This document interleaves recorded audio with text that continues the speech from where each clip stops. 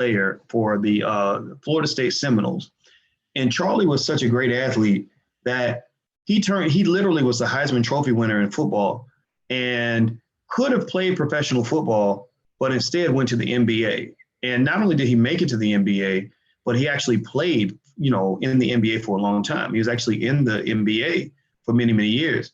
And anyway, I remember, watching this game, and they were playing against, I think it was Nebraska in the finals. So big game, everything's on the line. It's national championship. Millions of people are watching. And I think Nebraska had just scored. I believe it was Nebraska. Maybe it was another team. Anyway, so Charlie Ward, I remember just kind of thinking about that and watching him in this situation and thinking, man, that's a lot of pressure. There's 2 minutes to go in the game. The other team just scored. You got to get the ball down the field. If you don't get the ball down the field, then you will not win the championship. It's the Orange Bowl. That's right. Okay.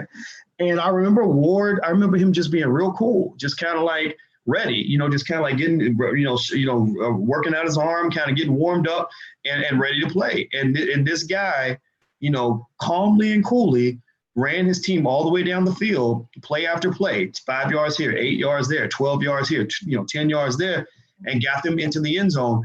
And that made me, that when I think about life, I think about, about that whole situation. It's like, I think that people who approach their problems like that, they tend to sort of have composure when they run into their problems. When they see a problem, they don't freak out. They don't waste their time being stressed out. They don't waste all their time just being afraid. In fact, I even said this to the other day. I literally concluded this. I figured this out the other day. I said, fear is a really pretty useless emotion when you are under pressure. I mean, fear is what you feel. Fear is natural. But what does fear really do for you if it doesn't motivate you to do better? Now, maybe for some people, fear gets them going and gets them focused and helps them achieve the goal. But I know a lot of people, when they get scared, what do? They freeze up. They can't do nothing. They're paralyzed. They're frozen in the moment. They're scared that they're overwhelmed. And then when you get overwhelmed, a lot of times you crawl into a little ball and you cry yourself to sleep and you give up and right in the middle of the battle. You are the soldier. Unfortunately, if you're not careful, you can become the soldier who just cries on the battlefield. And so what I really think, for us as people, when we're talking about this battle, we're in the ultimate Super Bowl. We're in the biggest championship of our lives. We're in this big game against this team called white supremacy. That team, white supremacy, it has been winning for a long time. They score a lot of touchdowns. They're big and strong. They run a perfect offense. They have amazing defense. And we're trying to figure out how to beat white supremacy, and it's very intimidating, but we can't cry on the battlefield. They're going to throw defensive schemes at us that are confusing. They're going to throw, offensive moves that we've never seen before. They're going to throw things at us that come out almost like cheating. But we cannot cry on the battlefield. You cannot freeze up. You cannot look at a problem that is put in front of you and just freeze up and say, I can't do it. I can't do it. I can't do it. That's a slave mentality. That's slave-like thinking. A lot of us, unfortunately, that's what we grew up with. We grew up with slave-like thinking because that's what slaves were trained to do.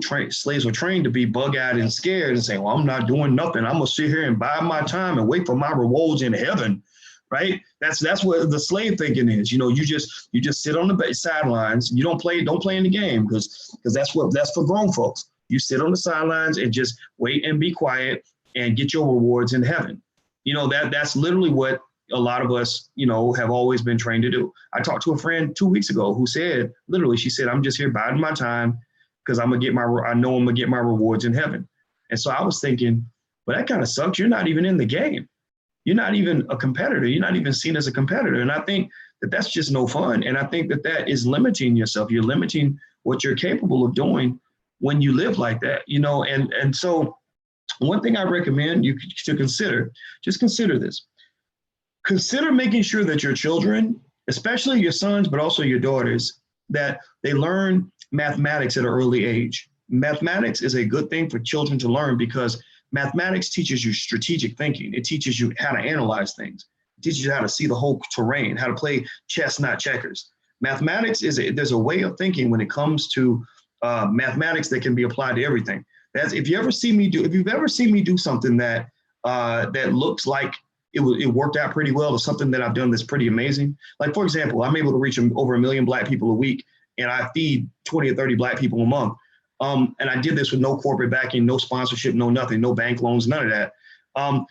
That's pretty amazing, right? How did I get that? How did I get there? It was through mathematical, analytical thinking. It was, rather than spending my energy being offended by white supremacy and being offended by the fact that the other team was winning, I studied the game, and I studied the defense, and I studied where the opportunities are, and I studied where their weak spots are, and I studied where their mistakes are. And by doing that, I was able to score a couple of touchdowns, right? And so when you teach your kids mathematics, teach them to see a problem like they see a math problem, like a problem in life. Ain't nobody got more problems in America, damn near, it seems like, than a Black man. Black man got more problems. He got problems, at breakfast. He got problems, he rolled out of bed in the morning with 37 problems, right? And if you pay attention, think about this. How many Black men do you know who have a lot of problems, who just freeze up, or who just get depressed and give up, who sit at home drinking all day because they're drinking away their problems, right? Or who smoke, sitting, I'm gonna get high every day. I get high every day because I got too many problems. It's too hard out here. But if that person is trained in a level, if they have two things, if they have courage and analytical skill, courage, you can't do nothing without courage. If you're scared, then you're not gonna win. You can't stand up to the white man and look him eye to eye. You can't look at the most ferocious group of people in the history of the world eye to eye without having some courage, right? So you need the courage to even think that you have the confidence to solve the problem and to keep trying even when you fail. But the two things they need are courage and analytical ability. Because if you got courage and no analytical ability, then you're going to do something that's irrational, something that's stupid, something that's going to get you caught up in a bad situation, right? But if you got analytical ability and no courage, then basically you are the person with all the potential in the world who never, ever amounts to anything because you are too scared to try, right? If you never try, you'll never win. If you never take a shot, you can't hit a basket. If you're sitting on the sidelines, you can't win the game. The cheerleaders don't get to score points. People in the stands don't get to score points. So basically, if you have somebody that has courage and analytical ability, that person has the capability to solve the problem. And they also have the courage to execute their idea. And so, again, without putting myself in any sort of pedestal or saying that I'm better than anybody, because I know that I'm not, I would say that if I had to pick two things that allow me to achieve certain goals that other people can't achieve, it's because I got those two things. I ain't scared of nothing. I told you, I'm not the most courageous man on earth, but I did realize that fear is a useless emotion. So when I start feeling myself getting afraid, I say, no, let me take this energy, and instead of holding it inside and just being scared and increasing my chances I'm going to lose, I'm going to take this energy and I'm going to use it to something else. I'm going to use it for aggression, or use it for strategy, or use it to push myself to work harder, or whatever. I will never let fear curl me into a ball and cause me to not act and to sit back. So I've got the courage, I'm not afraid of anything, and I've got analytical ability that at a very high level that allows me to really break down the situation. So that's what you want to train your kids to do. Train them how to strategically think and to have the courage to act. Because we got too many powerful Black people, too many professors, lawyers, doctors, PhDs, all these people out here sitting in their office, ain't doing nothing for nobody, ain't accomplished nothing that's noteworthy. They're going to live and they're going to die. Nobody will know that they're here because they have been injected with fear. Fear is the number one thing that keeps Black people enslaved and keeps us under control. Imagine this. Imagine if every slave on every plantation in 1788 had no fear, like literally had no fear. Imagine if there was somebody who went to every plantation and secretly gave the slaves a religion and said a new religion. The religion was that if you die, like let's say it's like the Arab religion. And they said, if you die in battle, that is a glorious death. You want to die in battle. You want to go hard. You want to give everything you have for your people because that's how you get rewards in heaven. And everybody was convinced of that. Everybody believed that. Can you imagine that? And then let's say every single slave felt like they had to revolt. Every single slave felt like they had to fight back. Well, remember back in at that time, before they started doing a lot of immigration to water down the Black population, there were a lot of states where Black people were the majority of the population. There were more of us than there were of them. And for a big chunk of the U.S. history, we were, in the South anyway, we were almost half of the population. So imagine if every slave on every plantation decided that they wanted to revolt. Well, I'm going to tell you, Black men, we can go 1-on-2 when it comes to most of these white dudes. Like, seriously, Black men got something going. We got physical strength that can't be matched by anybody else. Tell me, have you ever seen a white version of LeBron James? Have you ever seen a white LeBron James? Tell me, have you ever seen a white Shaquille O'Neal? Somebody who's 7'3", who can move like a ballerina and dunk and tear the rim down and have muscles. They're big and break dance and do all these things Shaq can do at 7'2". Have you ever seen a white guy that could do that? No. Well, just like there are Shaquille O'Neals now, there were Shaquille O'Neals in 1750. They just didn't have an NBA to go to. They were just using that strength to carry big bales of hay. But there's always been a big Shaq. There's always been a big LeBron. There was a LeBron 200 years ago who was big and strong and could do everything LeBron could do, but he didn't have an outlet like professional sports, so he used that strength to serve mass on the plantation. So if you had all of those Shaqs and LeBrons from 1750 committed to the idea of just being fearless, like I'm ready to die. I'm ready to die. Let's just do this right now. I'm ready to die. You can't convince me that they wouldn't have been free in about a couple of months. You couldn't convince me of that. So anyway, with that being said, let me move forward here. I wanted to talk to you guys about the convention. Now, the first thing I want to do is I would like for you all to do me this brief favor. Everybody who's inside this webinar, inside this conversation, I would like for you to answer this survey real quick. It's a 5-minute survey, and I'm going to talk about something else while you guys fill out the survey. But I need your help on this in order to figure out how we can do it better, to figure out what we did right, what we did wrong, all these things. So let me see if I can get the link for the survey here. Let me see here, web link. Okay, the web link is here. I'm copying the link. All right, so I'm gonna copy to you guys the survey, and please take 1 second. If you're in here, if you're in the inside this webinar, please go ahead and fill out the survey for the convention and let us know, where we could do better. There's some questions in there about the recent convention. It was really great. It's the most successful all-Black national convention we've ever had. I made that point very clear that I wanted you guys to just understand that the all-Black national convention is not the Dr. Boyce Watkins convention. It's not a celebration of all things Boyce.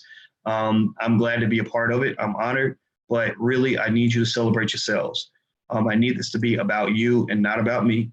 And what that means is that if I go out here tomorrow and I get hit by a milk truck, or somebody just, tries to, put me, in my life or discredit me or whatever it is, I kind of want you guys to continue with this because unless I'm mistaken, I don't see anything else out here that's doing what the All-Black National Convention is doing. I'm sure there's other people out here that are going to create things that are similar.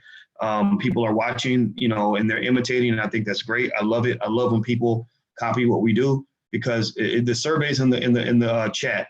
You guys don't see the survey in the chat? Okay, I'm gonna put it in here again. Let me pop it in here again. Give me a second here.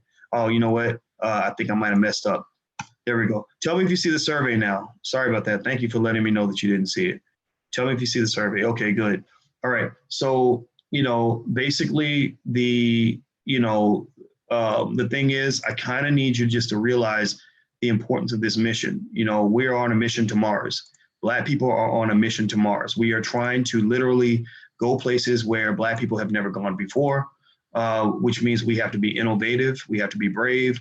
We have to be consistent. We've got to be committed to this. So Kirk says I was at the convention, so I'll share the convention with you guys. Some of you, you know what? I can't give it to you here. So Kirk, if you were at the convention, check your email and you got invited into the webinar itself. I know you're on YouTube. I wanted people on YouTube to kind of get a chance to chime in and kind of hear, what's going on, share ideas, things like that. But the people inside the webinar are getting the survey link because those are you guys are the ones who I need to hear from to know, what you think about about the convention, stuff like that. The convention this weekend in Philadelphia was awesome. If you want to see the footage from the convention, if you want to see a replay, stuff like that, The replay is actually in abncdigital.com. That's our study group. So if you join abncdigital.com, you can actually get in there and watch this year's convention, last year's convention, the convention from the year before. Every single convention was powerful and very informative. Every convention was not just inspirational, but very instructive and very deliberate in terms of laying out a plan. Being emotional without a plan only kind of it drains you. It just drains you of energy, but it doesn't actually give you any results. So we might get emotional. We believe in getting hyped up. We think that that's fine, but you can't get hyped up if you don't have a plan for what you're going to do after you get pumped up. The question is, okay, we're all pumped up. We're all growling. We're all like, we're going to do it. We're going to do it. We're going to do it. Okay, so what's the plan? What's the next step? So I kind of want, as we take this vision, this trip to Mars, as we're building our rocket ship to go to Mars, we're not even just going to Mars. But the better analogy is not us going to Mars, because you can do that in a generation. Actually, this is like going to Alpha Centauri, which is the nearest star. Alpha Centauri is 4 light years away, which is 26 trillion miles, which I think our fastest rocket ship would probably take about 100,000 years to get to Alpha Centauri, even though it's the closest star that's, to us. I believe that they claim that they're developing a ship that can go 1/10 of the speed of light. It might take less than 100 years. So if you imagine building a big rocket ship that's going to go super fast, that's going to go to Alpha Centauri, what would that take, for us to have a ship that could get to Alpha Centauri in 100 years or 150 years? Well, first of all, it would take, innovation unlike anything else.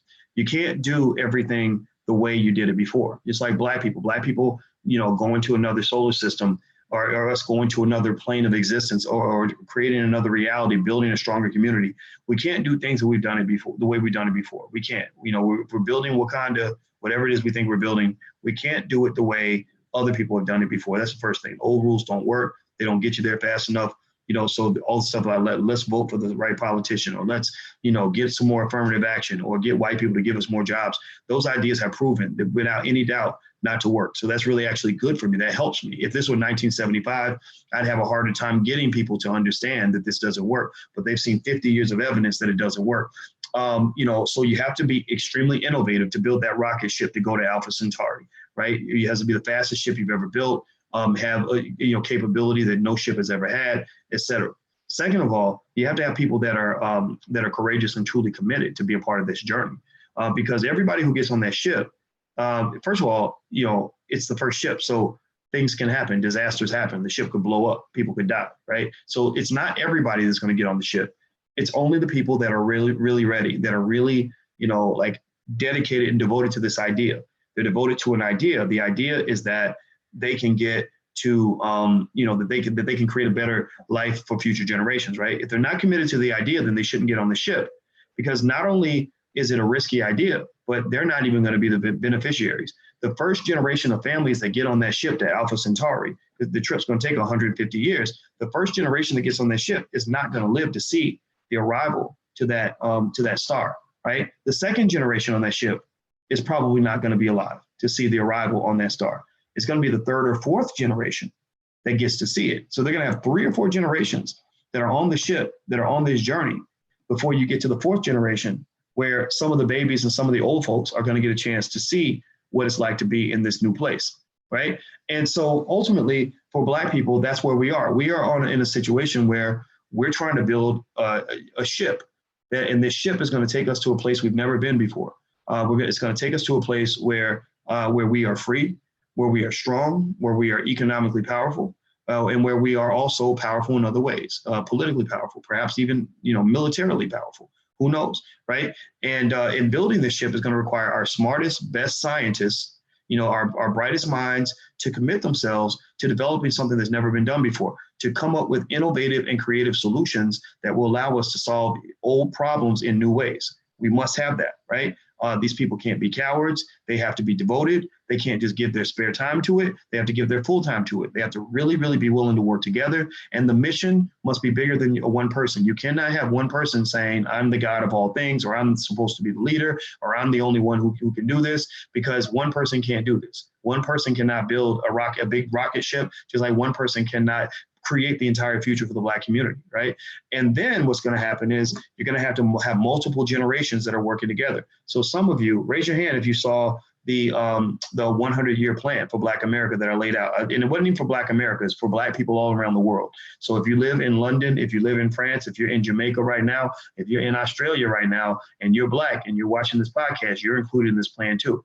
I laid out that 100-year plan to show you just how much distance, how much financial distance you can travel if you give yourself enough time. So the reason the space analogy works quite well is because when you're traveling in space, you need time to go vast distances. The Voyager spacecraft has been traveling since the 1970s, and it has literally gone billions and billions and billions of miles by going a few thousand miles a day, right? Just doing that consistently. So same thing is true with money. If you give yourself enough time, you can travel great financial distances, but you have to be willing to give it the time, and you have to build vehicles that are going to get you there. So when they use the term investment vehicle, that's a perfectly appropriate term. Some of us have good investment vehicles. Some of us have very bad investment vehicles. But when you have good investment vehicles, then that can travel very quickly for a very long period of time, and you can go a very, very long distance. Okay. So ultimately, that's what this vision looks like. That's how I see it, and that's how I'm hoping you'll see it as well.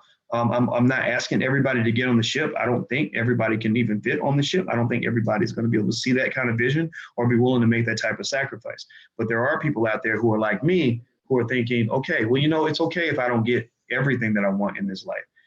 It's okay if I don't feel completely powerful in this life to do all the things I want. Like, I wish I had, $100 billion like a white man. I wish I had that, but I don't. I don't have 20 billion in the bank I can do. But you know what? I might not have my 10 billion, 20 billion, but you give me enough time, I can plant seeds right now that will allow my great grandchild to have 20 billion or 10 billion or 5 billion, right? And then they can do all the things I could never do. You see, so you might not, like Tupac actually said that. He said, I might not change the world, but I can change the mind of the person who's going to change the world. So wealth building is a relay race. It is a relay race. It is not a solo race. If you think of it as a solo race, then what's going to happen is you've taken a course that's supposed to be 100 miles long, and you shrank it to about 5 miles, 10 miles. You can only do so much in a short distance. You can only do so much in a short amount of time. You can only do so much in one short lifetime. You can't, but you can plant enough seeds that will resonate over several generations, that will lead to something that you can't envision right now. So I might not be a billionaire, but I damn sure know how to turn my great grandchild into a billionaire. I gave you guys the blueprint. I laid it out. I explained it in extreme detail. And attorney Nicole Compton, who is right now in the Black Business School, is teaching her students in the Black Law program how to do that, exactly how to do that. She's also teaching it in Black Money 103.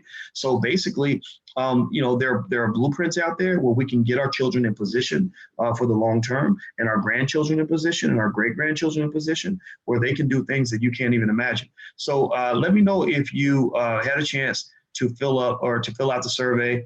Let me see here. Somebody says, I'm grieving over the fact I didn't get a picture with Michi. I know Michi X was there, and I'm surprised. I wonder why you didn't get a picture with her, because she was there for, I think, a couple of days. But it's okay. She'll be at the next convention. Now, I see somebody with a phone that says Galaxy XS9 and Denise Ray. And I promise you guys, I'll let you come in and kind of, talk if you want to. So Denise, I assume you want to talk. It looks like you raised your hand. So I'm going to bring you in, Denise, in approximately 3, 2, 1, and go. So let's see if Denise pops in. If Denise doesn't pop in, then it might be an accident. Maybe she didn't mean to come in. Let me turn on my volume. Denise, are you there? You know what? She might be muted. Let me see if I can unmute her. I can't unmute her. Somehow she's muted herself. Hey, Denise, let me know if you were trying to speak and could not speak. Okay. Hey, Denise, can you hear me? Yes. Oh, hey, were you intending to talk, or did you actually raise your hand? Well, yes, I'm intending to talk. Now Okay. I'm trying to navigate myself to back to the screen. Okay. Okay. So thank you again for the efforts that you put forth to bring us all together. One of my biggest concerns is, as a psychologist, I see what's happening, what has happened over a period of time. I believe that we do a better job when we prepare people to receive new information as opposed to placing them in the new information without preparation. Mm-hmm. Okay, so I'm thinking that I would like to assist in any way possible to help with a preparation to receive new information. That's the work that I actually do all the time. And when we skip over the steps, we actually lose momentum from the people because we have it for a few days. They're there. They appreciate, they anticipate the excitement about it, but they cannot retain because they have not been prepared to receive new information. Okay. How would you propose that we prepare people to receive new information? Well, for me, there has to be a detoxing process. You have to detox one from the old information, or at least get a clear space in there so that they are capable of receiving what you're delivering to the people. So the detoxing process is a little bit lengthy because there's a lot of misinformation that has been placed in one's uh, mind and in their thoughts. And so I'm just thinking that at some point, um, you may want to consider a detoxing process before you bring the next um, uh, convention to the people. Okay. Well, I think that's a great idea. Thank you very much, Denise. I appreciate your comments. I'll say this. I think that what Denise just said makes perfect sense. I know one of the things that we thought about actually was doing this weird, freaky experiment, not even experiment, but trying this weird process that I called a funeral. And basically, in this funeral, I was going to encourage people to kill themselves, but use less ugly language, but literally kill the old you so the new you can be born. That means put an end to who you used to be. And then in that process, I was thinking about actually bringing in a doctor who does autopsies and helping you do a spiritual and psychological autopsy to figure out, what was going on, who were you, and why were you limited in that way. And after we know that you're fully dead and the old you is kind of been analyzed, we then go through a process of being reborn. And there are lots of psychologists and stuff like that are involved with what we do. And Denise, feel free to send us an email, at manager@boycewatkins.com. If we can find a way to get you in there, we certainly would. But with the psychologist, I was thinking about going through a process and a ritual that will allow us to kind of prepare ourselves for new information the way Denise was speaking. The other thing I'll say too is, one thing I made it abundantly clear at the convention is that I want the All Black National Convention to be seen as kind of a culmination of something that is a year-long effort. And so everything we talked about is not a matter of just us getting there, having a powwow, and then going home and going back to the same old stuff. It was about sort of saying, okay, let's engage regularly year round. You guys, some of you, especially who are in the Black Business School and stuff like that, you see me all the time. You see me year round. It's just the convention is different because we're all hanging out together and having fun together. And, next year, in fact, I actually told him, I said, I want to have some more fun. Let's have a spades tournament. And I said, and then I love poker. I'm actually a really good poker player, believe it or not. Y'all don't believe me, but I am. And I said, maybe I could show everybody how to play poker, and then we could have like a poker tournament or something. But basically, the convention is different because it's a physical manifestation of that interaction where we can hug each other, talk to each other, and more importantly, you can actually get together and interact with each other, which therefore allows you to build those relationships. So there are people that go to the conventions, they meet people, they fall in love with them. There are lots. By the way, if you are a Black woman and you're looking for a good Black man, the All Black National Convention is a great place to meet extraordinary Black men, because the brothers there are there because they identify with me, right? Usually, or they identify with the men that we roll with. And the men that we roll with are real men from Black Men United. And so basically, when you go there, you see brothers that are educated, they are respectful, they are courageous and strong. They have a plan. They're usually dressed up. Some of them will literally come dressed in suits. And my daughter, I told my daughter that. I told my daughter, I said, look, if this other guy you brought around me, I didn't like him that much.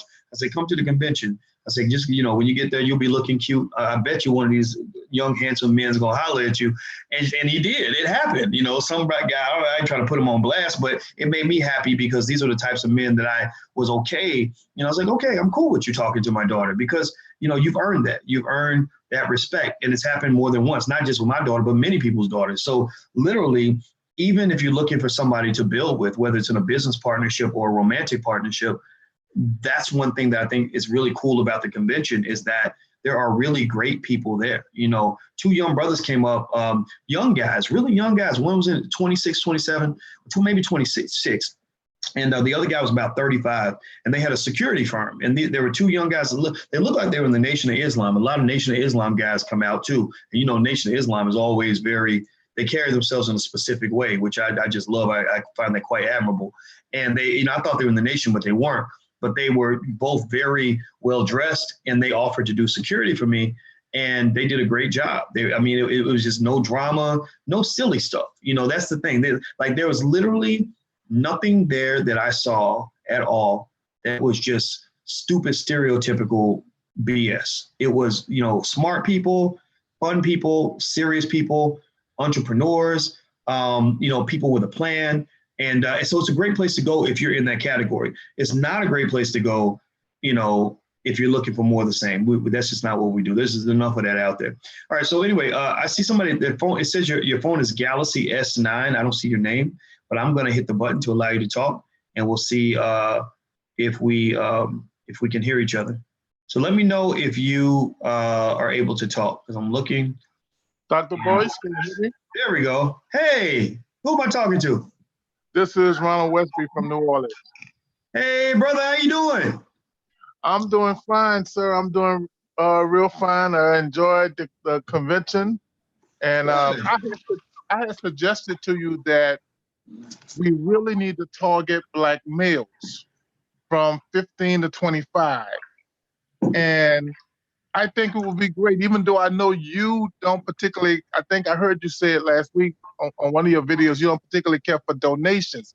But if we could have a 24-hour or 48-hour telethon, and we would ask folks to donate $20, $50, whatever you can, to a program that we're going to have, let's say next summer, we have a rites of passage program for young males from, let's say, 15 to 17, accelerate their reading, math, and English scores so that they can all graduate within 12 weeks and get a high school diploma. It would be great, too, if we could encourage that young Black man, because we are behind and we're disproportionately involved in some negative stuff. We need to be accelerated. So it would be great if we can encourage Black parents to, especially with their sons, allow them to graduate at 15, get their high school diplomas at 15, at 16, let them start a trade school or college.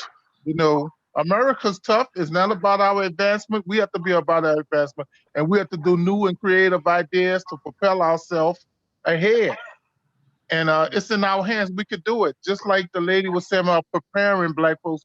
I think if A, B, and C have, like, let's say, along with membership, have a rights, even a rite of passage program with membership. For you to be a member of A, B, and C, you need to really know what our values are, and you need to pledge to it. Okay. Well, I think that's a great idea. Do me a favor, email manager@boycewatkins.com and copy assistant@boycewatkins.com, assistant with a T, and send that idea. If anybody else wants to send an idea, you can. Just make it kind of brief, so that she can get through it, because she gets a lot of emails, and I don't want her to feel overwhelmed. But what we're going to do is compile those ideas and try to put something together like that. I think that's a great idea. Thank you very much, brother. I appreciate that contribution. And so what he's saying, that I think is right on point is we have to engage the young people. One of the things that we're going to do for sure next year is we're going to do some sort of like a financial version of a spelling bee. something that allows, maybe have some sort of bowl, like a Black business bowl or something like that. And also something on Black history. Black history is very important too. Remember, not everybody at the convention is into business and finance. We've got, we've brought in, psychologists, sociologists, medical doctors, all different kinds of people that holistic healers, is everything. So ultimately, it's not just a financial thing. I mean, the Black Business School helps us to sponsor it, but at the convention itself, we try to cover everything across the board that helps our people grow and heal. So I do think that what he said about the rites of passage, I think it's a great idea. I wrote it down and I'm going to take it to the board. And so I want to say thank you for that contribution, man. I appreciate that. Henry says I was the keynote speaker for him in the Atlanta Call to Manhood weekend. I remember that. I remember that a lot. We can do the male retreat there. Okay. Well, Henry, send us a note. Send us a note to that email address, manager@boycewatkins.com, and maybe we can figure out a partnership or something like that. If people, and I hope people are listening, because when it comes time to pay the bills and to cover the costs, for the young men to do this, we're going to come back and say, hey, can you guys help us pay for this? We'll be the first ones to put up money. I'll always be first. I'll never ask you to do something I'm not willing to do myself, but I can't do it by myself. We did actually support a lot of Black and African-centered schools all throughout the country. The website is teachourOwnChildren.com, teachourOwnChildren.com. There was Cheryl from the New Alkebalan School set up the platform for us. We appreciated that. Yeah, teachourOwnChildren.com has an interactive list of all the Black schools, African-centered schools in the United States. Now, this is a specific focus on African-centered, but you don't have to do African-centered if you don't want to. We just want you to get away from the toxic education that's out there. Now, this is a look at the screen. So if you hit a certain city, you'll see, it opens up, right? Illinois, you get different schools. Now, the school that we picked, that's kind of the school that we adopted first based on our budget, was the Freedom Home Academy, which you can see right there, which is on the south side of Chicago. And first thing we did was we gave him $5,000 for a scholarship in the name of my grandmother, Felicia. And I took my cousin to Freedom Home Academy International, where they had all these little children doing these amazing things that kids in public school can't do.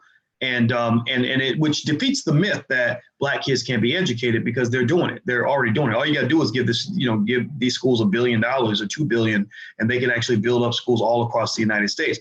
So because they were not poisoned by this toxic education, you saw these children really blossoming, like really flourishing.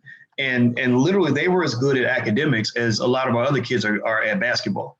Like they were literally, like you go to a public school, you see Black kids that are maestros at basketball, but not always maestros in the classroom. Here you saw kids that were maestros in the classroom. And that's because they had Black teachers there at Freedom Home Academy International that loved them. So my cousin was there and he was so impressed. He said, I want to finance a scholarship too. I said, okay, great idea. I said, why don't we name it after Aunt Joyce? Aunt Joyce was his wife who had just passed. I believe in naming things after people after they die because it keeps them alive. Like that's something I think you may want to do if you have a loved one that you lost. And so we created another scholarship in the name of my Aunt Joyce for another kid at that school. And my goal, though, is to help them, get massive amounts of funding and to also contribute by developing our own educational platforms. Like right now, we have the Black Millionaires of Tomorrow program online, very low cost. It's educated thousands of kids. We also have the financial flashcards, and things like this that we created for Black kids, like the Melanated Monarchs cards, which is Black economic history. Like a lot of people that your children never see in school. And so it tells you about a lot of people like Eunice Dudley, who's a co-founder of the Dudley brand, people like that. Biddy Mason, who was born in 1818, who was an African-American slave and midwife who petitioned the court. I'm sorry, it was a she, I'm sorry. She petitioned the court for her freedom and became a wealthy Los Angeles landowner and philanthropist. As the town grew, her property became prime urban lots, and she accumulated a fortune of nearly $300,000. Now, that's huge. Now, why is that huge? Well, because $300,000 at that time was about $12 or $13 million today. And these are Black people that you never see, the kids don't learn about in school. So anyway, so we developed, things like that. We also just developed the curricula, which a lot of you all saw at the convention. literal curriculum books that you can use with your kids, that they can help them learn business. So our first goal was to build kind of like an in-home business school where you can literally make your child into any kind of business expert you want them to be with the tools that we offer to you. But then on top of that, we want to actually re-engage the same educators that help us develop the curricula and put them in a space where we can create a digital homeschool, the largest Black homeschool in the United States, by basically allowing parents to literally opt out of the public schools, to literally walk away from that system and put their child in a digital system where literally our teachers are right there. So we've been studying for 2 years. We've been studying the latest technology and the latest techniques used for digital homeschools. My manager actually, and a couple other people on my staff, pulled their kids out of public school and they homeschool them. And I said, I'll cover the cost of helping you get this done, but I need you to take notes and to document the procedure so that we can make sure that when, we approach the public with this, that, we can say that we've consulted experts, we have a team, we have people that can really pull it off. It's not just Boyce Watkins saying, hey, everybody, let's go build a school. It's me saying, we got experts together that know how to do this thing. And I think that we're ready to bring on your children, okay? Because I know that educating your kids, that's a pretty heavy responsibility. And we're not going to do that without making sure we're fully prepared to do that in a meaningful way. So Anisha, you're next. I'm going to bring you in. And so you will be in 3, 2, 1, and go. Anisha, can you hear me? Yes, I can hear you. Can you hear me? Yes, ma'am. How are you today? Oh, I am wonderful. It is such a pleasure to be able to talk to you. I have 2 questions, if that's okay. My first question is, when you did the stock market class, you had mentioned, I think it was 62% of Americans were invested in the stock market prior to the crash in 2007. Then from there was a major decline, and then from the decline, it's been up, but it hasn't been back to 62%. Out of that 62%, do you know the demographics? Like how many African Americans were involved in the stock market then? How many now? And I know this question might be kind of reaching. If the answer is African Americans are not as involved in the stock market now as they were then, is it possible that it was a scare tactic for us, the crash? It scared us, but I don't think it was a tactic. The market crashes scare everybody. I don't think anybody did it deliberately just to scare Black people. I don't think they paid that much attention to what we're doing with our money. But I've been investing for a while, and I've never had a white man stop me from investing. Right? I've never seen anything sinister where they don't want me to have a business or don't want me to, invest in the stock market. I think that, but it was scary. It was a scary thing, and what it did was it caused a lot of us to give away a lot of wealth. John Rogers wrote that article. I mentioned it at the convention. Let me see if I can find the article. I'm going to take a long shot here. John Rogers, he's the billionaire in Chicago. Let me see here. And I'm going to try to see if I can find out what John Rogers knows about Black people in their stock market participation rate. Okay, I don't see anything here. He wrote a great article about it, though, about the stock market and how Black people left the stock market and we didn't return, and because we got scared. And what happens is, here's the thing, right?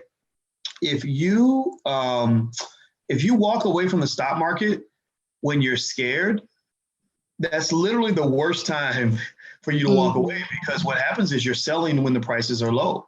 You're letting the price go down and you're selling when the prices are low. So what happens is somebody who understands how the market works and knows history, knows that the market has never gone down and never come back up. It's never happened. It's never happened. There is never, ever, not one time in American history. Never. Did I say never? Did y'all get me right? Never has there been a time where the market went down and did not recover. Never. Even the Great Depression, never. And so what happens is a person who knows that history, what they're going to do is when you get scared and you get nervous and you start selling, they're going to say, sure, I'll buy it from you cheap. So then they're buying, you had a share of stock, you bought it at 80, it dropped to 50, you sold it at 50, they buy it from you at 50, it, it goes back to 80, and then it goes to 120, and they got all that money in their pocket, and maybe, you took the money and bought some shoes or whatever you did with that money, right? Because if you take the money out, you're not investing in, what are you doing with it, right? You're literally going from a bad investment to a horrible investment because you're probably going to spend that money. Spending is the one investment I know of that guarantees you ain't gonna have no money left over. If I go spend $1, I know I will not get $1 back. I'll get a product, or I'll get some shoes or gum or whatever it is I'm buying, right? So, I think that it's just important to kind of understand that, just knowing that basic history and those basic market dynamics, that's really all you kind of have to know in order to make this work. I gave you guys an example at the convention of a friend I know who doesn't even like talking about money. She doesn't like financial literacy. She thinks money is stupid. She doesn't want to talk about it. But she's a millionaire, and she grew up super poor, really, really poor. And the reason she's a millionaire now is not because she started a business or went out and won the lotto or got an MBA contract. She did a couple of very basic things. She maxed out her 401k when she got her first job. She doesn't waste money like an idiot. So she didn't go in, and also she didn't go into deep student loan debt. She bought about 50K, paid most of it back. And also she bought a home as soon as she could. So what happened was she bought the home at 250, paid it off. The value went up to say $500,000. That's $500,000 in her wealth right there. Also, she invested because she didn't know. Again, ignorance can be bliss. Because she did not know that the market was in a decline, because she didn't pay attention to the financial report. She just knew that her father always said, max out your 401k. She maxed out her 401k and bought into the market at the perfect time. The perfect time was the worst time, meaning that the perfect time for her to buy was the time when all the prices were super low, because everybody was scared and everybody was running. Everybody was selling $10 assets for $1. So she was able to buy into the market very cheaply. And because she invested consistently, that the value of that portfolio is up to about $700,000 now, 10, 12 years later, right? So she's got $700,000 in her stock portfolio, $500,000 in her home, and about maybe $20,000 in student loan debt. So I said, do you know you're a millionaire, right? She said, what? I'm not a millionaire. Because she thought you had to be smart, you had to go to some special school and learn business and all that. And I said, no, all the millionaire means is that if you take what you own minus what you owe, it adds up to more than $1 million. That's what they call net worth. So if I take what you own and subtract what you owe, that's over $1 million. Congratulations, you're a millionaire. And she didn't start off rich. She didn't have a silver spoon in her mouth. She didn't get a bunch of special opportunities. She wasn't like Donald Trump or anything. She's a regular person that grew up broken black like everybody else. So explain that, So Anisha, I'm sorry, I think I might not have answered all your questions. I think you were asking also about Black stock market participation. Is that correct? Yes. Okay, let me tell you this. There is I'm looking at this study. I just did a quick little Google search on it, and I found a little study in ABC News. There's an article from June 6th that says Blacks are 35% less likely than whites of similar means to invest in the stock market, with a devastating effect on the ability to accumulate wealth. A new study released today shows. A report from Charles Schwab and Ariel Mutual Funds Investments. Ariel is owned by John Rogers. So John Rogers, the black guy I told you about, he runs Ariel. According to this study, let's see, Blacks and whites who earn over $50,000 were included in the study. Good Morning America contributor Melody Hobson, who's also the president of Ariel Capital, contributed to the study. So basically what, John and Melody are trying to do is they're literally, just doing this clarion call. They're calling out to black people saying, hey, look, over here.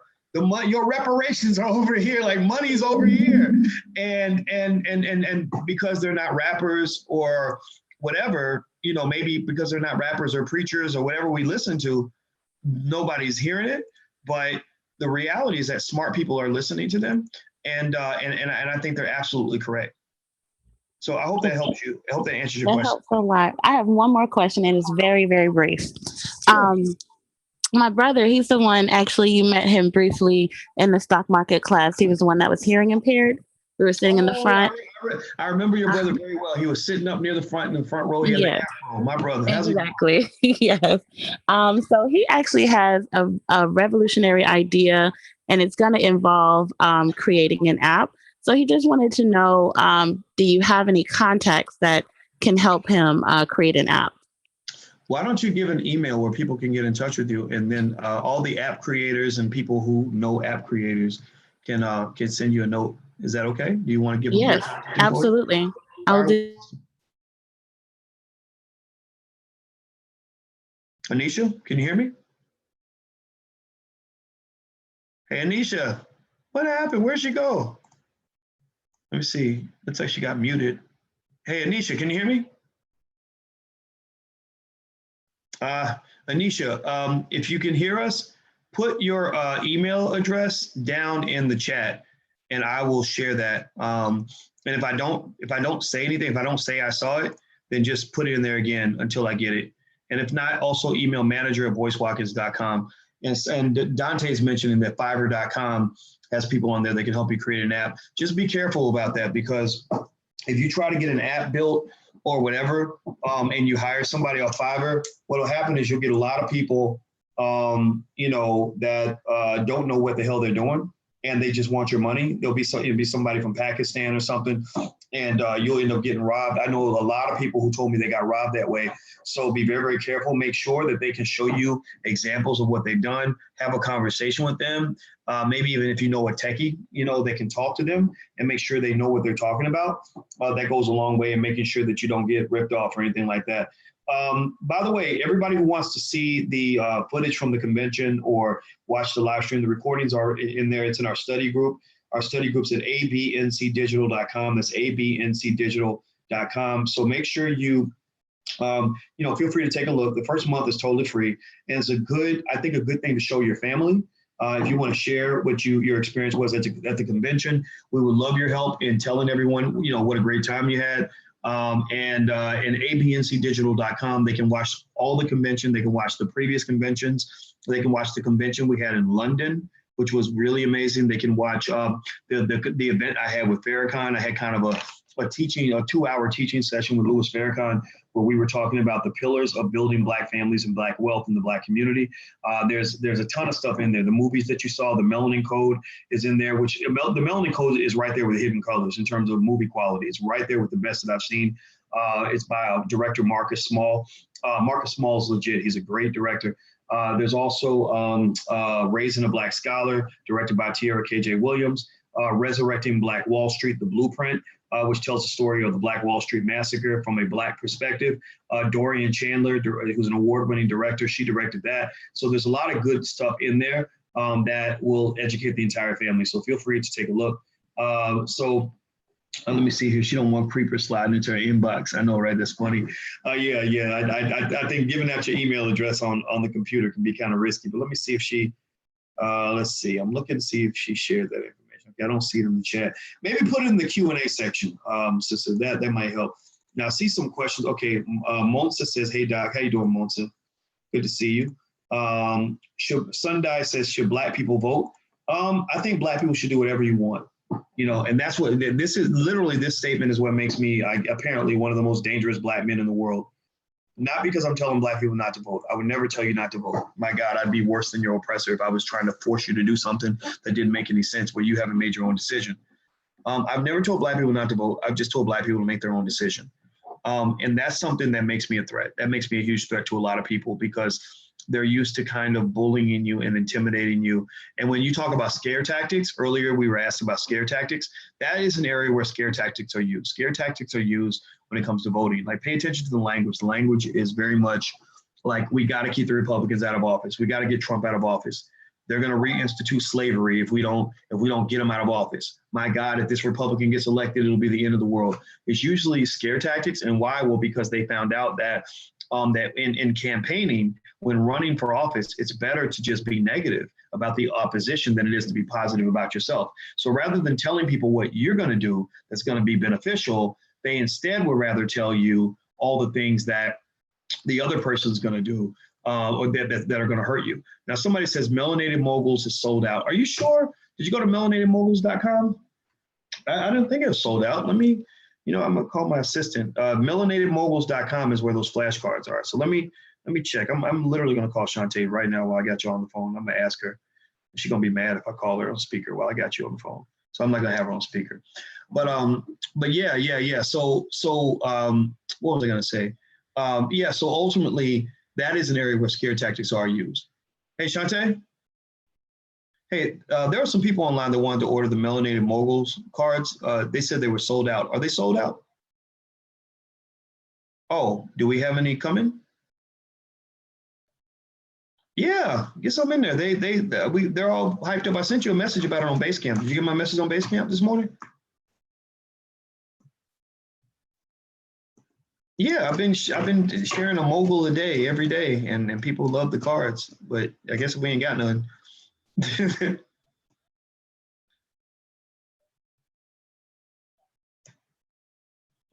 Okay. Yeah, get some in there, and maybe you can even take orders now. Maybe if you set it up to take orders, like text me and I can let people know, and they can order them for their kids. All right, they're online right now, so I'm gonna bounce out. But I told them I'd call you. All right, thanks. Bye. Okay, can we view this convention for free if we have a VIP ticket? Well, you can view it for free by going and doing the 30-day free trial at ABNC Digital. And so if you unsubscribe before the 30 days are up, then you get it for free. So that's what we have now in place. So if you go to abncdigital.com, you can actually join. The first month is totally free. So you can actually hop in there and watch the whole convention. If you want to stay, we hope you'll stay. But if you don't want to stay, then that's okay too. Again, I don't tell anybody what to do. I just want you to see it. And if you like it, then I hope you'll support and be a part of what we're doing. And I don't ask for it. Again, I don't really do donations. I'd rather give you something of value. I want you to walk away saying, I paid this money and I'm glad I paid this money because I got something that was worth more than this money. All right. So anyway, let me see. Okay, John Mace. John Mace, do you want to come in, John? If you want to come in, John, I'm about to bring you in. So John Mace, you will be live in 5, 4, 3, 2, 1. All right. John. Yeah. What's up, brother? How are you? Not too much. What's going on with you? Not much, my friend. Not much. What city you in? I'm from Louisville. I was down. Oh, John! Yeah. My man. John drove all the way from Louisville, Kentucky, and had a donut on the front right part of his car. John, hey, bro, look, don't ever do that again. Don't you ever drive 1,000 miles on a donut. You hear me? Oh, no. My car is fine. It's fine? I didn't. Yeah, I had all the regular tires around there. Yeah. Okay. I heard you had a donut. Okay, well Oh then. no. They might have said that. They might have said that because one of my tires doesn't have the hubcap on it, so it's just like the rim. Okay. Oh, yeah. It's just okay. All right. Well, you can do that. Okay, bro. How old are you, John? You look like a young man. You look like you're in your 20s. How old are you, man? Yeah, I'm 26. I love it, man. I think that's a great age to begin your plan to take over the world. When I was 26, I had big plans myself. So tell me, what's on your mind today, man? So I say basically my whole experience with the convention. Like I went to last year's one because that was here, and then this year's one was definitely way better. But what made it unique to me was that basically the whole thing was so surreal because I wasn't even intending on going to it in the first place. I thought I was going to have to miss it and just stay working this job that I was at so that I could, save up my money and invest it and stuff like that. And my whole thought was I'll save up and then I'll be able to go to the rest. But once I started getting closer to the convention, I just had this urge I had to be there. And now that looking back on that, I can't admit all the experiences that I had. I couldn't have imagined of not going. It kind of worries me of what kind of path my life would it be on right now had I not made that jump and switched jobs so I could be there. Wow. And now I remember more about your story. Did you actually quit your job to come to the convention? Am I right about that? Well, yeah, more so I basically ended up getting fired because on the Friday that I got there was when I'm supposed to go back to work, and of course I was there. Wow. So you switched your job in order to come to the convention, and you were worried as you did this, but something was guiding you to do this. You just felt like you had to be there. Am I right? Yeah, and really what started like to solidify it was, and I don't know why, but for whatever reason, I didn't think twice of it in the first place. But when I decided to volunteer, I posted a question in the group, and I asked if any of the other volunteers were from Louisville, and somebody had commented that they were. And then once I got there and started talking to people, then it turned out that was that was your family, and I was not expecting that at all. Man, so you okay? So something guided you to come to the convention, and that's what led you to leave your job. Yeah. So after it's over with, after you did all that, and you paid that price, to get your freedom, how do you feel? Do you feel like it was a worthy investment? 1000%. Even when I got there, like on the first day, like I was just so excited that I was just so happy that I didn't regret it in the slightest. And then now, because of that and the effort that I put into that, and now having the connection with like you and Michelle and your family and everything, it just completely changed my life. Like basically, and it got me in this mindset of, I wasn't in a rush to, like necessarily having to ask questions or coming up to do like a meet and greet with you or whatever, or anything like that, because I just had the feeling that like, I know this is going to be long term, that this isn't going to be like the final thing, that this is going to continue after this. And that, I can easily see myself in the future, like working with you and being, a closer part of your team. Wow. Well, you definitely will be. And also, whenever you start your business, I want you to come back in and let me know when your business starts. And I want to do this. I want to encourage everybody who hates their job. I want you to start thinking about how you're going to quit.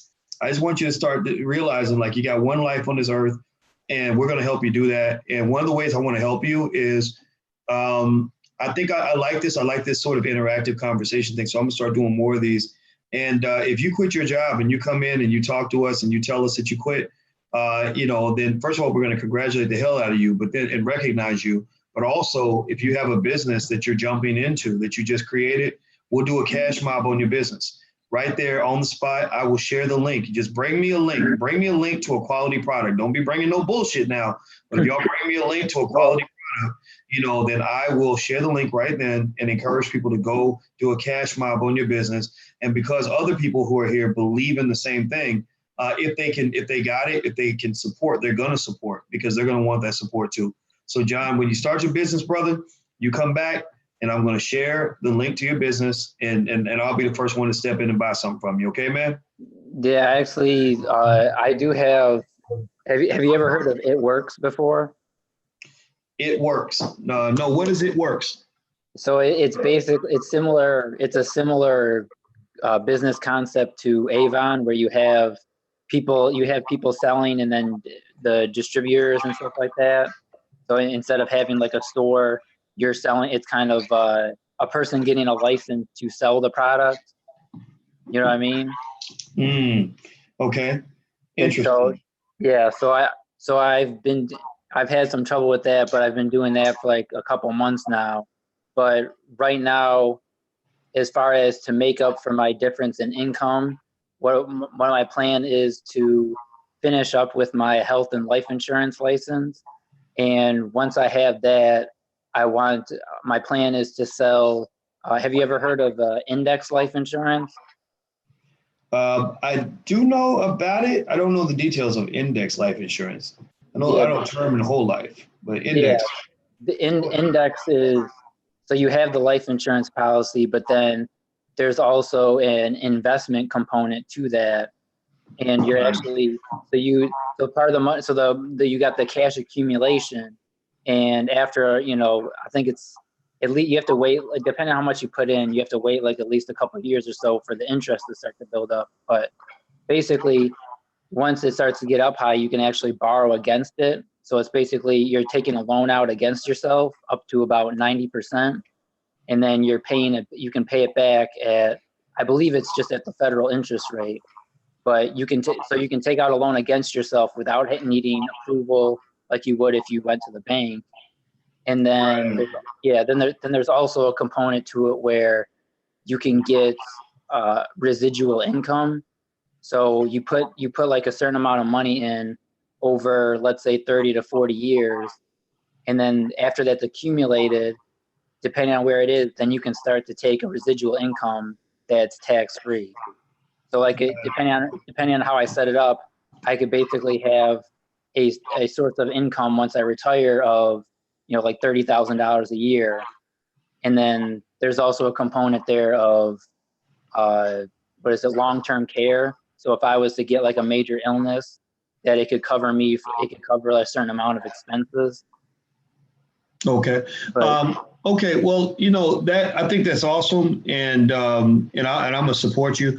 I was just told that it's dinner time, and I gotta go pay attention to my family. I don't want to get in trouble, but I'm glad you came out, John, man, and I saw you, and I'm glad that the convention inspired you. It inspired me. I love it. It was like a family reunion, and man, I look forward to seeing you next year. So good luck with the business, and when your business gets, when you're ready to take on customers, you let me know, and we'll get you some customers. All you need to make some money, all you need to be independent is to have a good product and have some customers, and maybe I can help you with that. We're all customers. All of us are customers for somebody's business, so we're gonna support you, brother. All right. Yeah, and to that point too, I definitely felt more like a family reunion than the last time that I'd gone to it. And I think that we should definitely try doing more stuff to feed into that, like having a cookout and like a bounce house and all that kind of stuff to really, really have that deeper connection with everybody. That's a great idea. I think that's an excellent idea. Yeah. So we'll do that, man. Thank you very much, John, for your inputs, and I want to say thank you to everybody else. I see John Mason, Ronald Moore. I see your questions. And Derek, it looks like Derek C. Williams just asked a question, a couple other people. Oh gosh, there's a few other people here. I didn't see all these names here. Jeez, yikes. How about this? I can do another 10 minutes. We just have to be quick. So if you can ask like a 1-sentence question and I can give you a 2-sentence answer, we can go that route. And then I'll come back and I'll reach out to everybody from the convention again and bring you guys back in, and we'll talk more about the convention. By the way, that survey is down there. I put that survey in the chat. If you could take 1 second and fill out the survey, let us know how we can make the next convention better. That would really help us a lot. The committee's now making the plans. We're looking for a Black event planner that can do the convention. Perhaps, we can barter. We can do something for you. You do something for us. That way we keep the costs down, because we don't want any corporate sponsors. We don't want any money from any politicians. We don't want anything from the government. We don't want any of that. We want to sponsor this with the Black community, and that's it. So if you are an event planner and you're good at what you do and you can handle something of that magnitude, feel free to email my manager. Her email address is manager@boycewatkins.com. That's manager@boycewatkins.com. All right. So Derek C. Williams, I'm going to bring you in. You'll get to ask questions. So let's keep the questions quick. And because I don't want to cut anybody off, because like I said, I've been called to go to dinner. And when a Black woman tells you what to do, you better listen.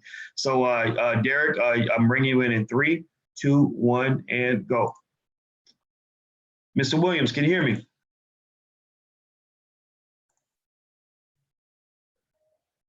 Looks like he's muted. Let me see if I can unmute him.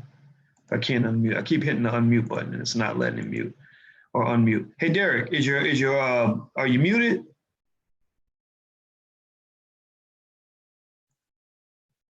Okay, I'm gonna try one more time. Okay, I can't get Derek unmuted. So I'm gonna go Ronald Moore. Ronald Moore, you're next. 3, 2, 1, and go. Okay, Mr. Moore. Check your microphone and see if it's muted. If it has like an arrow across it, that means you're muted, because it says you're muted and I'm trying to unmute you and it won't let me unmute you. Okay, it looks like something's not connecting either on the end of the speaker or on my end. So I'm gonna go ahead and shut this down. Everybody from the A, B, and C, just know I'm gonna send you another email and we're gonna do another one of these. And if you have a question actually, and you want to type your 1-sentence question into the Q&A section, I can actually answer some of your questions real quick. So if you have a question, and I'm sorry you couldn't talk, I'm gonna try to get that fixed for next time or figure out what the issue was. I'm gonna read through your questions real quick. Let's see. Anisha says, what is the website you mentioned that would direct me to Black-owned companies that I can be a wholesaler for? That's WeBuyBlack.com. I don't know if you can be a wholesaler for them though, but I know WeBuyBlack.com does a really good job of bringing together Black-owned businesses. Okay, are you in? Were you able to unmute yourself? Yes. Can you hear me? Hey, how you doing, Ronald? Hey, I'm doing well. Calling from Ferguson, Missouri. I was at the convention. I had a great time. Just wanted to talk. I wanted to give a quick comment about real estate. I think it would help people who are getting ready to get into real estate to have a more of a drill down where you kind of give them a step process. I've been involved in real estate, buying and selling houses for 30 years, and I've seen a lot of people make mistakes by buying houses and not understanding the ratio to the expenses and things like that. So some type of handout or a panel of people who actually can talk them through the process briefly, because a lot of people get into real estate and they don't understand a lot of the nuances and they get into a lot of trouble. But if they have a good coach that tells them how to select contractors, how to write contracts, how to get tax abatement, how to apply for tax credits and different things like that, it could save a lot of people a lot of headaches. All right. Well, thank you for that question, Mr. Moore. I'm going to go ahead and answer that now. One thing that we can say is that at a convention, it's hard to do a lot of that on a panel because you have an hour and you got 4 people that are speaking, and it's sort of broad based in terms of speaking on their experience, stuff like that. If you're looking for that drill down instructor stuff, though, we have an extraordinary real estate program in the Black Business School taught by Dr. Venetia Dutra, who has a PhD in finance, who's done a lot of real estate, who's made a ton of money in real estate, who can teach you a lot of things in real estate. So I put the URL in there. It's theblackrealestateprogram.com. That's theblackrealestateprogram.com. Also, Andre C. Hatchett brings in a lot of experienced real estate people into theblackrealestateschool.com. So if you remove the word school and program, that's the 2 options that I know about that I like the most, the blackrealestateschool.com, the blackrealestateprogram.com. They do that step by step. Dr. Dutra has a ton of information and curricula and everything. Literally, if you went in there into her program right now tonight, there would be enough stuff in there to last you for the next 20 hours, and also it's a certificate program. So once you're done going through all the materials, you actually can get a certificate is sort of certifying that you went through the Black Real Estate Program. So I would give that a shot. Can I post the email address again? My email to my manager, it's manager@boycewatkins.com. Galaxy S9 says, Dr. Watkins, should we invest in African stock markets? I would be cautious. I would actually look more for mutual funds that specialize in Africa or maybe third world countries. That might be a better way to invest, because I think that the ability to really get your money into in a stock market in some part of Africa would be very, very difficult to do. So I would actually go through mutual funds that specialize in Africa as opposed to going directly into that market.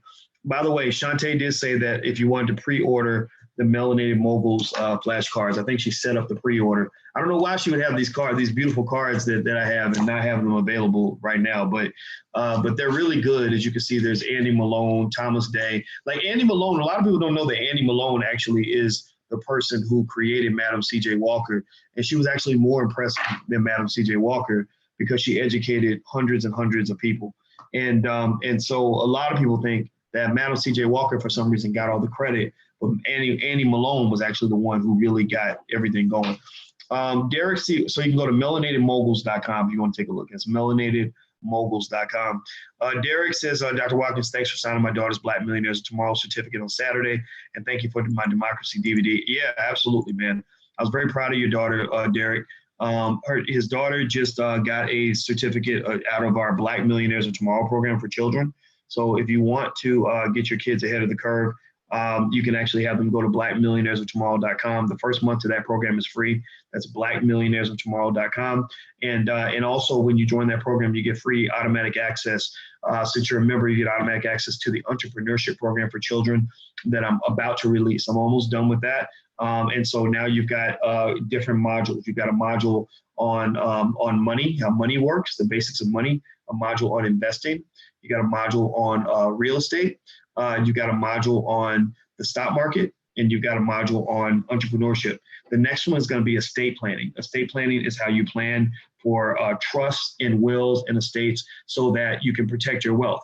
The first step, to getting wealth is to just, figure out where it's at. The next step is to design a plan to get there. Then the third step is to actually go through the accumulation process and actually get the money and pile it up. The last step is you got to protect it. So you have to protect it from lawsuits. You have to protect it from children that waste all your money. You have to protect it from mistakes like Aretha Franklin made, where she didn't leave a will, or a prince didn't leave a will, so they lost a big chunk of their fortune. And so basically, like next week, for example, I'm going to sit down with my lawyer, my accountant, and my insurance person, and we're going to work on the estate plan. And basically what I told them is I said, I need a plan so that if I'm gone tomorrow, it'll be just like I'm here. It'll be just like I never left. I need a plan like that. And so you get those three people together, you can kind of structure a plan to make sure that you're protected even in the afterlife. So at what age? We have children as young as 3 whose parents are teaching them with the flashcards and stuff like that. I kid you not. I got a video today from a parent who has a 6-month-old who is responding already to the stuff they were teaching them. I don't know how a 6-month-old, it was kind of crazy, but literally, and there was another lady where she was sitting there with her daughter, and her daughter was 2, and she was in a diaper, and she was saying, income, and her daughter was like, income, and she was saying mutual fund, and her daughter was like, mutual fund, and then she would read the definition, and then she was like, asset allocation. Her daughter was like, asset allocation. It was so cute. It was the most adorable thing I ever saw. And the thing is, it seems crazy that a parent would do that, right? Their child's 2. Why can this work? But here's the thing: when her child gets 6 and she knows those things cold, she knows asset allocation like the back of her hand. She knows what diversification is. She knows what risk management is like the back of her hand. She won't even know where she learned it from. She won't even know where if you say like, well, what's the first time you learned about diversified portfolios? She'll be like, I don't know. I don't remember. It's just been a part of my life, my whole life, right? But it's kind of like, but it happens all the time. It happens all the time. Think about your favorite cousin or whoever that you grew up with since you were 2 years old. There's pictures of you when you're 1 sitting together in the crib, right? And you don't remember when you met your cousin. You just know that they've always been there. Do you remember the first time your grandma took you to church? No, most of y'all don't remember the first time you went to church because your grandma took you when you were an infant. That's what subconscious programming is. That's how you program a child at an early age where they don't even remember when they first started learning this stuff. They just know that they know it. They know it like the back of their hand. A lot of black boys that are great at basketball don't remember the first time they picked up a basketball because their daddy handed them a basketball when they were 1. Right. So I think that if you hand your child knowledge at the age of 0, then they're not even going to remember where they learned it. They're just going to know that they know it cold and that they're 10 years ahead of all the other kids. So blackmillionairesoftomorrow.com. That's our kids program. Blackmillionairesoftomorrow.com. Feel free to check it out. All right. So let me turn this thing up. My phone is ringing. I don't know how to. Who is this? Okay. Decline. All right. So the call's declined. All right. So let me keep going because I'm in trouble now. I'm in real trouble because it's dinner time. All right, next question. Are you going to interview Ryan McCrary again? You talked about a Navy SEAL. His name is David Guggen's interview idea. David Guggen, sure. I mean, I would interview him. I just don't know him. Ryan McCrary, Ryan's my guy, man. I love Ryan, so I'll interview Ryan McCrary anytime. That's a bad young brother right there. Denise Ray, a flyer went out saying that the Kenny Gamble will be there Wednesday, and I came early. There was a flyer that said he would be there Wednesday. I don't remember. Show me that flyer, okay? Because I don't remember any flyer saying he'd be there Wednesday. The convention didn't start. We had our first event Thursday night, and then we started on Friday. So show me the flyer, because if there's a flyer out there like that, then it was a mistake. Has the location for 2019 been named? No, it has not. We are still trying to decide what city. If you have a city and have a venue that can hold 1,000 people, then hit us up. If you're willing to host us and do it pro bono and let us, set everything up, that would make it very easy for us to get this thing done. We would name you as a partner. We would market you. We would tell everybody what you're doing and everybody about your great work. iBuyBlack.org and Kenny Gamble, that's what they did. They agreed to give us the space, and we gave them marketing. We gave them technology assistance. We gave them all kinds of stuff to help them along. and it was a trade. Bartering is the best way to exchange wealth when you don't have as much capital as you want. That's why, or actually bartering is a form of capital exchange, right? So what we did was we said, look, how can we help you so you can help us? You help us, you got space. Kenny Gamble, smart guy, has a lot of real estate. We said, look, you got space, we need space. We got expertise and we got marketing capability. So we let everybody know what they were doing, gave them a lot of marketing, helped them get ibuyblack.org off the ground. They helped us to get a space to hold the convention, which saved us a lot of money, helped us get it done. So if you have a space that's big enough to host a convention, here's the email you can send a message to. Just be easy to work with. Don't be like crazy and trifling and hard, mean and all that, because we don't like working with mean people. But if you're ready for that, then feel free to shoot us an email. The email address is manager@boycewatkins.com. That's manager@boycewatkins.com. And we can bring people to the city. We brought it to Louisville, Kentucky. Pastor Kevin Cosby had a space. Same thing. We had a partnership. And we had, all of our people come to Louisville. So we'll come to a lot of places. All right. Jasmine says, I'm a vegetarian and would like to help the community with agriculture. Are you aware of any agricultural initiatives that's being done within the community? We had a sister on a panel that does urban farming. I don't have her name in front of me though. Gosh, I wish I could remember the name of the farms. If you go to allblacknationalconvention.com, you can check out her information. I interviewed her on my YouTube channel too. I just don't have her name. I wish I did. I'm so sorry. But she did do urban farming. We're going to have more agriculture stuff in the future because food security is very, very important. And by the way, to further answer that question about where the convention is going to be, we don't know the city, but if you believe in what we're doing and you really want to, lock in your spot right now, the tickets are available if you want to buy a ticket. It does help us because when we get money in advance, it helps us to pay expenses and all that. So if you want to buy your ticket now and bring a relative or two or whatever it is, you can actually go to allblacknationalconvention.com. You can actually buy a ticket right now, allblacknationalconvention.com. Let me see here. This is the financial Oprah. I just want to say thank you. Well, thank you, Jasmine White. Jasmine was very attentive, and Jasmine is a beautiful, young, thin Black woman who is really, really into financial literacy. She looked young. I think she was in her 20s, and she had a lot of enthusiasm, and I was very respectful and appreciative of the fact that she was there. And you should follow her on Instagram. I told her, I said, I follow you on Instagram. I know you. I know what you do. And I think if you go to Instagram and you look up the financial Oprah, you can find her. Yeah, the financial Oprah. That's what it says. The THE, the financial Oprah. So I follow her, and she's got 4,000 followers. And I see a picture of me right here on the page. So apparently she put it up there. And she used the hashtag ABNC and ABNC 2018. Oh, you didn't use the hashtag, but that's okay. If you put up any pictures or a video and you want us to see it, use the hashtag ABNC or ABNC 2018. And she has a shirt on that says Future Billionaire. So I like that. She has a vision for her life. And she was just a remarkable young lady. And I remember she asked some really intelligent questions, and from the audience. And I have a lot of respect for her. So everybody go follow the financial Oprah. Is the Powernomics certification seminar coming back? Not anytime soon, because it was very expensive. It cost us at least $25,000 per city to go to. And while people certainly came out, we had a price point we couldn't go above, because if you charge too much, people get mad. And the price point that we were able to go up to did not sustain the participation that we were looking for. Now, what we could do next year is we could actually bring Dr. Anderson in and have him do the certification at the convention. So actually, I think I'm going to write that down. I think I'm going to have Dr. Anderson do a certification next year at the convention. So there'll be a fee for that, because Dr. Anderson ain't free, and nor should he be free. If we're going to give money to white people, we should certainly be giving money to him. In fact, all of us should consider at least supporting the Harvest Institute. Every one of us should have a copy of Powernomics. If you got a Bible in your house, you should have Powernomics. I think that this man deserves our support. If anybody deserves an investment from us, would it not be, those who are on the front lines really trying to solve critical problems in the community? Why would we do that? And why would we not support them, but then go support white people who have proven that they hate our guts? It doesn't make any sense, right? So I have no problem with the fact we've probably given Dr. Anderson, I don't know how many tens of thousands of dollars we've given him for different things. And I have no regrets at all, even when it was hard to pay for it, even when we lost money, even when it didn't quite work out the way I wanted to. I wrote that check with a smile. because God bless Dr. Claude Anderson, because there ain't nobody else out there like him. Ain't nowhere on earth. There's no university on this planet that Black people can go to and learn from a guy like Dr. Claude Anderson. He is a legend. He is extraordinary. He is amazing. And he is a gift from God for our community. So that's it, point blank, period. That's my story. I'm sticking to it. So I'm about to get out of here, guys. Have a good day.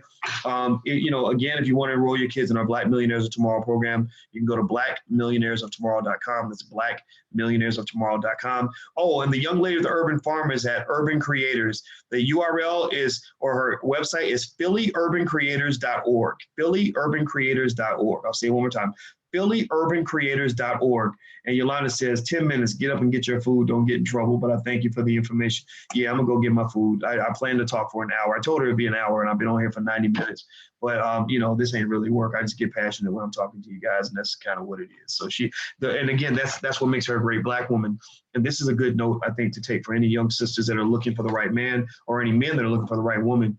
The reason that woman, I respect her so much, is because when we came into the relationship, she understood what my purpose was, what my mission was. And she understood that this is not something I do as a job. This is a part of me. This is who I am. I would take a bullet for this job, right? And so she knew that. And so when she sees me getting passionate, or she sees me go over, or she sees me in the car doing a live stream, she doesn't interrupt that, because she's like, I want your genius to flow. The world needs you. I want you in there. I want you going. And she encourages that. She's not a person that's going to get mad. I'll give you another counter example. There was a woman I met a long, long time ago, and I thought about dating her. This is over a decade ago, back when I was a little more single and a little more looking or whatever. And I remember I had, a phone call. I got an important phone call from somebody talking about something important business-wise. And she got so mad. She came out and said, your dinner's ready. And I said, okay, give me 1 second. And then she came out again and said, hey, dinner's ready. She came out 10 minutes later. And I said, okay, give me 1 second. I promise to call someone. And then the third time, I could tell she was pissed. And I went in there and I said, what's wrong? Are you okay? And she takes a plate. I swear to God, I'm not making something. And she slams it to the floor. You're not coming to get your goddamn dinner. And slams the plate to the floor. At that moment, I checked out. At that moment, I said, this ain't gonna work. At that moment, I said, if I enter in a relationship with this woman, I'm gonna be miserable, and so is she, right? And so literally, when you pick somebody that you love, or somebody you want to try to build with, make sure you're in tune with who they are and what they believe in and what matters to them. So if you're a brother and you date a woman who really believes deeply in Jesus, maybe she'll let you have room to be who you want to be. Maybe you ain't got to go to church with her, but don't disrupt her relationship with Jesus. If she's passionate about that, then that's who she is. You got to accept that. If you're a woman and you're with a man who, has a life's mission, and he's committed to being really great at something or whatever he does, like, don't disrupt that. Like, don't be a nuisance. Don't be a distraction. Don't be something that is going to require him to let go of his passion to pick you. Because I'm going to tell you like this, point blank, period. Never forget this. If a person has to let go of their passion to be with you, and because you gave them an ultimatum, if they got to let go of what they care about because you gave them an ultimatum, they will resent you forever. They will resent the hell out of you. One time I counseled a couple, and this couple, it was an older man who was like 65, and he had done some crazy stuff with the money. It was real messy. It was a real crazy situation. And basically what I figured out from talking to this couple, because I was counseling them financially, but it became very emotional, right? It was a big financial lovemaking kind of issue. What I realized is that the husband always held resentment against the wife, because when he was young in the 70s, he had a chance to be on the foundational floor of hip hop. He was friends with guys like Curtis Blow and all the people that blew up and eventually took over the world in hip hop. He wanted to be a part of that. He was part of that scene. He was right in the middle of it. He could have been rolling with the Sugar Hill Gang, all of that. And in the relationship, he felt that he felt pressure to make a choice. He had to let all that go because he had this wife and these children. Now, I don't know if she made him do it or if he made the decision. I don't know. But I do know that he's still been upset about that for 30, 40 years. So don't ever make a person make a choice. If somebody, let me just say like this, I'm going to put it in real life terms for y'all, and for real terms. If you meet somebody and you get in a deep relationship with somebody who's already got a passion, who's already making love to their dream every single day, then you best be ready to have a threesome. you best be ready to have a threesome. If you ain't ready to have a threesome, then you need to just pick somebody else, because if you force them to pick, they are not going to be happy with you. So you're going to get what they call the winner's curse. You might get them to drop their passion, but they're going to be mad. They're going to be passionately irritated with you because you killed off something that really matters to them. So anyway, that's it. So that's why I love this woman, because she supports my passion. I respect that. It's awesome. It's great. So I'm about to go, guys. Have a great day. Again, blackmillionairesoftomorrow.com is where the kids program is.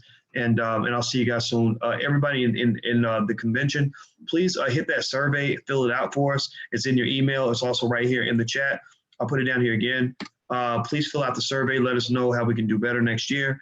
And I'm going to hit you guys up again in another email. And I see Ayana and Candy and Charles and Sharon and Coach Trey. I see your questions. I did not see it. I did not see the section here where it had all your questions. I'm so sorry. I'm going to get you next time, though. I promise. I'm going to make it up to you. So we're going to follow up on this. So thank you guys for hanging out. I hope that this was worthwhile. And be blessed, be strong, and be black. I'll see you soon.